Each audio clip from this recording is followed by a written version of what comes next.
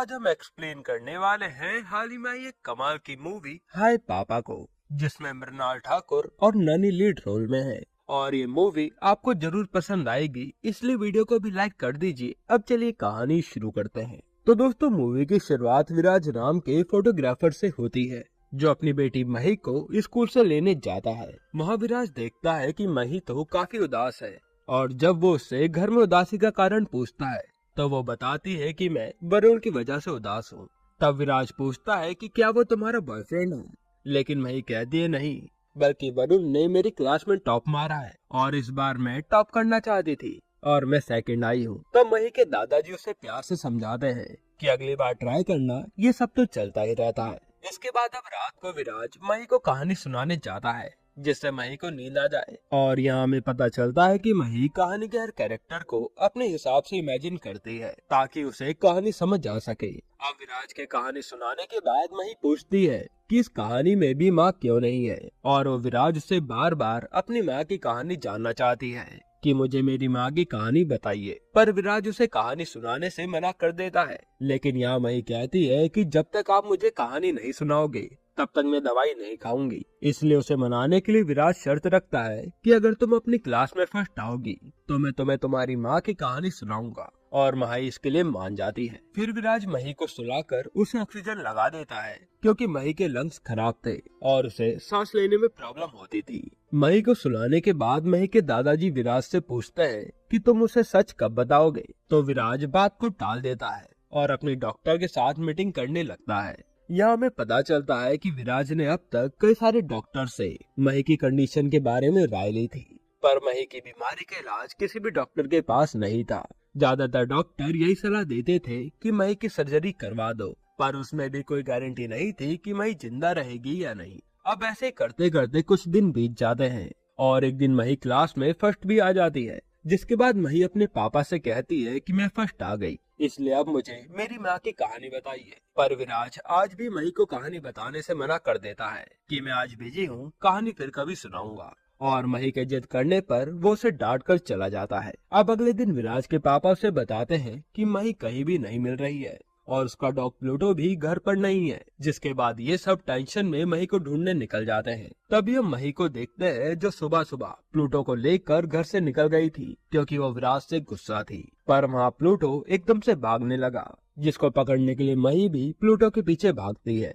और इसी वजह से उसकी तबीयत बिगड़ने लगती है। तब हेल्प के लिए यशना नाम की लड़की मही के पास आती है। वहाँ मही पानी पीने के बाद यशना को बताती है कि मुझे लंग की प्रॉब्लम है, इसलिए मैं भाग भी नहीं सकती और ना ही बाहर का कुछ खा सकती हूँ। जिसके बाद मही और प्लूटो वहाँ से जाने लगते हैं, पर उसी समय सामने से ट्रक आ रहा था और वहाँ यशना मही को बचा लेती है। फिर यशना विराज को कॉल पर बताती है कि आपकी बेटी मेरे साथ इस रेस्टोरेंट में मौजूद है, आकर आप इसे ले जाइए। और थोड़ी देर बाद विराज उसी रेस्टोरेंट में पहुंच जाता है। अब वहाँ पहुंचते ही विराज मही को डांटने लगता है कि ऐसे अकेले घर से बाहर नहीं जाना चाहिए था। पर यहाँ बीच में यशना बोलने लगती है कि तुमने ही तो बच्ची का प्रॉमिस तोड़ा था, इसलिए वो गुस्से में चली गई। तब विराज मही से पूछता है कि तुमने इन्हें सब कुछ बता दिया, और मही कहती है हाँ। जिसके बाद यशना विराज से मही की माँ की पूरी कहानी बताने को कहती है, जैसा कि उसने मही से प्रॉमिस किया था। और कई मिनटों के बाद विराज स्टोरी सुनाने लगता है। फिर कहानी फ्लैशबैक में जाती है, जहाँ कुछ साल पहले विराज कुन्नूर में रहता था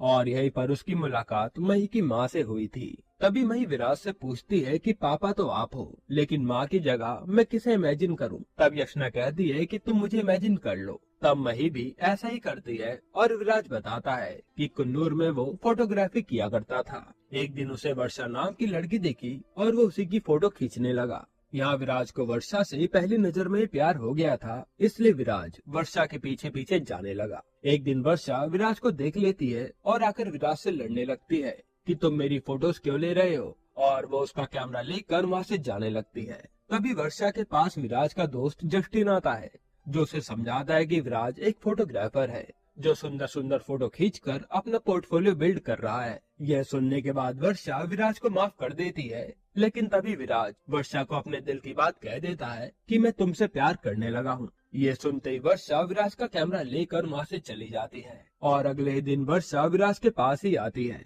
क्योंकि अब उसे अपनी फोटोज के प्रिंट चाहिए थे। यहाँ पर वर्षा विराज से कहती है कि मुझे प्यार में विश्वास नहीं है और ना ही शादी में, क्योंकि वर्षा के मम्मी पापा डिवोर्स ले रहे थे। इसलिए वर्षा इसी बात से अपसेट थी कि ये प्यार विवाह सब धोखा है। इसके बाद जाते जाते वर्षा विराज से कहती है कि अगर तुम चाहो तो मैं जब तक यहाँ हूँ तुम्हारे साथ दोस्त बनकर रह सकती हूँ, और विराज भी इसके लिए मान जाता है। अब विराज और वर्षा रोज मिलते हैं और कई सारी जगह भी घूमते हैं, जिसके बाद वर्षा को भी विराज का साथ पसंद आने लगता है। पर यहाँ वर्षा को पेट बिल्कुल भी पसंद नहीं थे, इसलिए वो विराज के डॉग प्लूटो से दूर दूर रहती है। ऐसे कुछ दिन बीतते हैं और वर्षा को प्लूटो भी पसंद आ जाता है, यानी कि अब वर्षा धीरे धीरे प्यार में विश्वास करने लगी है। पर एक दिन विराज प्लूटो को ही बेच आता है, क्योंकि अब उसे अपना नया कैमरा खरीदना था। और ये जानने के बाद वर्षा विराज से नाराज हो जाती है कि तुम प्यार के बारे में कुछ जानते ही नहीं हो, और अगले दिन वो वापस मुंबई चली जाती है। अब कुछ दिन ऐसे ही बीतते हैं जहाँ वर्षा का मुंबई में बिल्कुल भी मन नहीं लग रहा था। पर एक दिन विराज प्लूटो के साथ वर्षा से मिलने मुंबई आ जाता है, और यहाँ विराज को देखकर वर्षा बहुत खुश हो जाती है, क्योंकि वर्षा को विराज से प्यार हो गया था। अब ये दोनों एक दूसरे के साथ ही थे। तब वहाँ इन्हें वर्षा की माँ देख लेती है, जिसके बाद ये सब एक रेस्टोरेंट में बैठे होते हैं। वहाँ वर्षा की माँ विराज की खूब बेइज्जती करती है कि विराज अभी ठीक से कमाता भी नहीं है, ये तुम्हें कैसे संभालेगा। असल में विराज गरीब था और वर्षा की फैमिली बहुत अमीर। पर यहाँ विराज कहता है कि मैं भले ही अभी कम पैसे कमाता हूँ, पर जल्द ही मैं खूब सारा पैसा कमाऊंगा और आपकी बेटी को खुश भी रखूंगा। जिसके बाद वो वहीं पर वर्षा को शादी के लिए प्रपोज कर देता है, और इन दोनों की शादी भी हो जाती है। अब हमें इन दोनों की शादी के 3 साल बाद का सीन दिखाया जाता है, जहाँ वर्षा विराज के साथ काफी ज्यादा खुश थी, और विराज का काम भी अब अच्छे से चलने लगा था, जिससे वो वर्षा को काफी अच्छा लाइफ स्टाइल दे पा रहा था। वहीं वर्षा भी अब अपने सिंगिंग करियर पर ध्यान दे रही थी। अब एक दिन विराज एक एड शूट कर रहा होता है, तो वहाँ पर कई सारे बेबीज थे, जिन्हें देखकर विराज को बच्चे की याद आती है, और वो जाकर वर्षा से बेबी प्लानिंग करने की बात करता है। पर यह वर्षा विराज से गुस्सा हो जाती है कि हम दोनों एक दूसरे के लिए काफी तो हैं, तो तुम्हें बच्चा क्यों चाहिए। असल में वर्षा के मन में अपने मम्मी पापा की लड़ाई वाला ही फोबिया था, जिसमें वर्षा और उसका भाई काफी ज्यादा लड़ाइयाँ देख चुके थे, और वर्षा नहीं चाहती थी कि उनका कोई बच्चा हो, और अगर आगे इन दोनों के बीच कोई प्रॉब्लम आए तो ये सब उसे फेस करना पड़े। जिस पर विराज वर्षा को समझाता है कि ऐसा कुछ भी नहीं होने वाला, और जो भी होगा हम दोनों मिलकर संभाल लेंगे, जैसे अब तक संभालते आए हैं।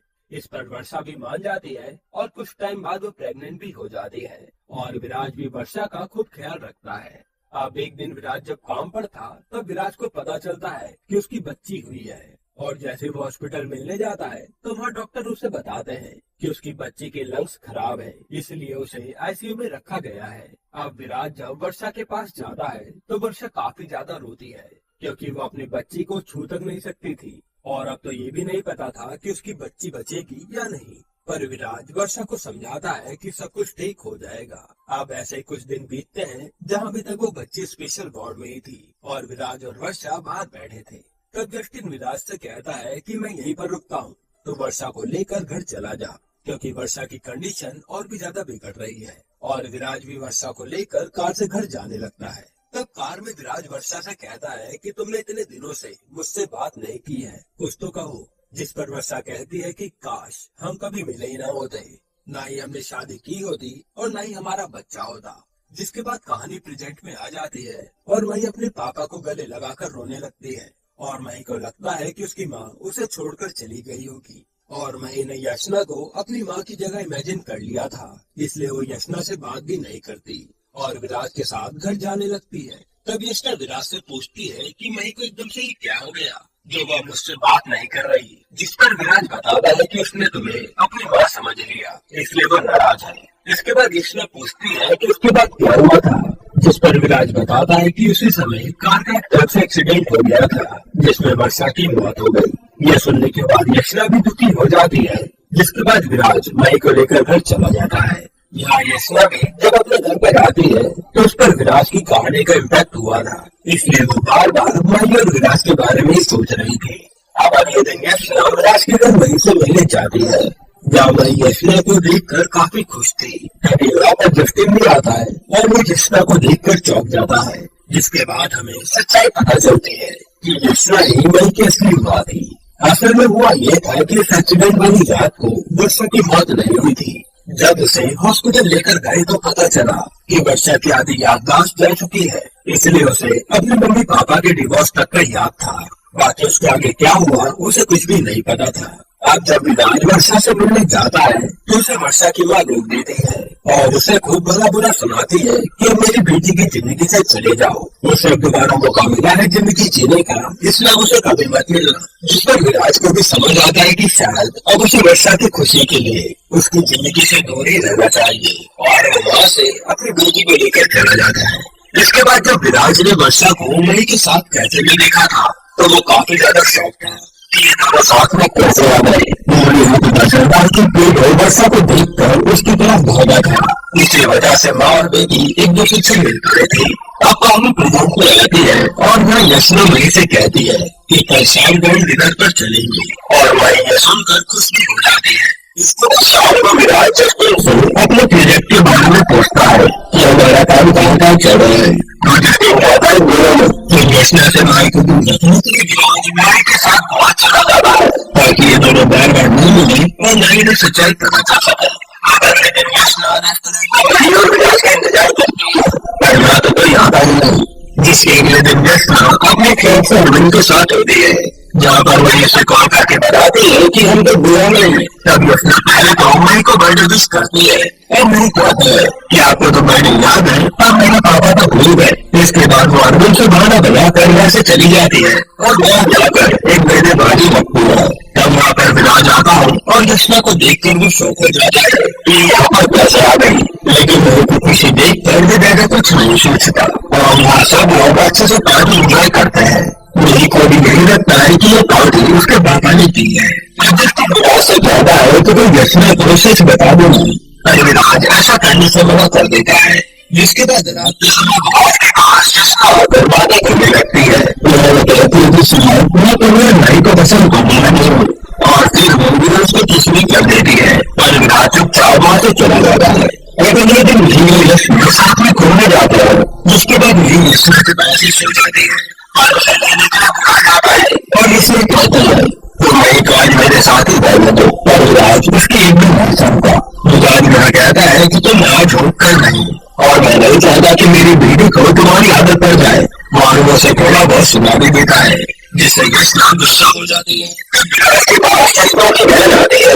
वो कहती है कि तुम उसके साथ ऐसा ना करो और हमें यहाँ पता चलता है कि ये दूसरे की स्टोरी का भाई बताया था असल में बहन थी और उसने ऐसा इसलिए किया था ताकि यशना और मेरा भी बात ना आए। वह यशना की बहन से बताती है कि वो दूध करके चली गई है और विराज उसे ढूंढने चला जाता है। यशना होती है और खुद ड्रिंक भी कर लेती है। यहीं पर विराज भी आता है और वो भी बैठा बैठा ड्रिंक कर लेता है। जिसके बाद दोनों एक जगह बैठ कर कुछ बातें करते हैं और कोई नशे में होने के कारण उन पर सो जाते हैं। अगले दिन यशना का केवल शहर में और उसके बाद गोवा आ जाते हैं और उन्हें कहता है कि तुम गोवा में थी इसलिए हम शादी भी नहीं करेंगे। ने शादी के लिए अपने सभी दोस्तों को बुला लिया था। विराज के पास मिली के डॉक्टर को फोन आता है जो उससे पहले बोलते हुए बेलन ले चुका है लेकिन दूसरे तरफ फिलहाल के बाद नहीं कब तक जिंदा रहेगी उसकी कोई गारंटी नहीं है। उस पर विराज कहता है कि मैं मेरी बेटी को कुछ भी नहीं होने दूंगा, आप बस सर्जरी की तैयारियां शुरू करें। इसके बाद नरगोला में भी शादी की तैयारियां शुरू हो जाती है और फिर माई यशना से मिलने के लिए उसके पास आती है लेकिन यशना की मां नहीं तो उसके पास जलने से दूर लेती है क्योंकि उसे लग रहा था कि विराज और उसकी बेटी मिलकर यशना को अपने साथ फिर से ले जाएंगे और वह ऐसा बिल्कुल भी होने नहीं देना चाहती थी। मैं यशना की मां मई को गुस्से में ये भी बता देती है कि यशना की तैयारी शुरू हुआ थी वो तुम्हें छोड़कर चले गई इसलिए अब उसकी प्लेस कभी मत जाना। यह सुनने के बाद मई का दिल टूट जाता है और वो विराज के पास जाकर खुद रोती है। इधर अपनी यशना को अपने साथ विराज और मई के पास ले आता है जहाँ यशना उन्हें देख कर काफी खुश होती है और विराज से कहती है कि तुम मुझे अपने साथ ले जाने आना।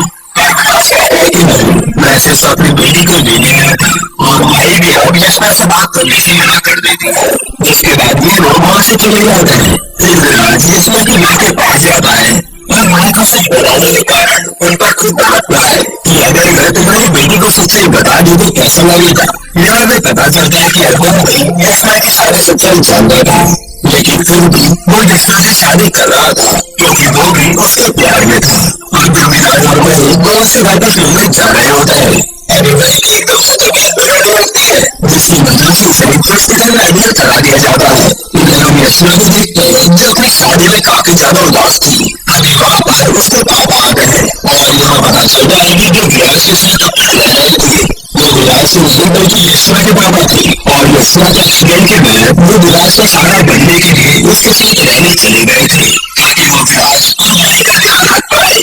और यशना के पापा उसे कहते हैं कि जब तुम विराज से प्यार करती हो तो फिर उनसे शादी क्यों कर रही हो। जिस पर यशना कहते हैं कि विराज उसका प्यार नहीं करता और उसके पापा उसे समझाते हैं कि तुमने तेरे सामने से अपना प्यार छोड़ दिया। तब वहाँ पर अर्जुन आता है और कहता है कि विराज से दूर रहना नहीं तुम्हारी भलाई है। पर यशना उसकी एक भी नहीं सुनती और उसके मन में बार बार विराज और वही की यादें ही आ रही थी। तभी उसे पता चलता है कि वही की तो तबीयत खराब है और वो वहाँ से बेचारे दौड़कर हॉस्पिटल चली जाती है। लेकिन यशना की भीड़ को देखकर उसे नहीं रोकता। इसके बाद यशना विराज से मिलती है और अपना भाई की सर्जरी होने वाली थी। तब वो डॉक्टर कहता है कि हमारे पास अच्छे डॉक्टर्स नहीं है वो एक सर्जरी परफॉर्म कर पाए। उसी समय वहाँ पर उन्हें अपने दोस्तों के साथ आता है और बताता है कि हम सब डॉक्टर्स हैं जो कि शादी के लिए यहाँ आए थे।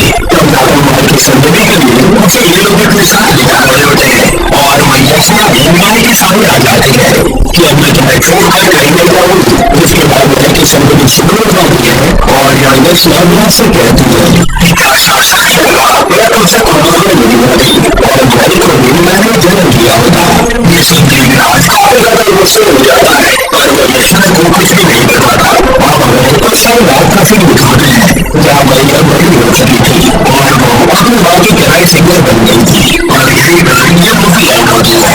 दोस्तों आपको ये मूवी कैसे लगी हमें कमेंट में जरूर बताना और मेरा एक्सप्लेनेशन आपको कौन सी मूवी पर चाहिए वो भी कमेंट कर देना। बाकी अगर आपको हाल ही में आई इंग्लिश की वेब सीरीज देखनी है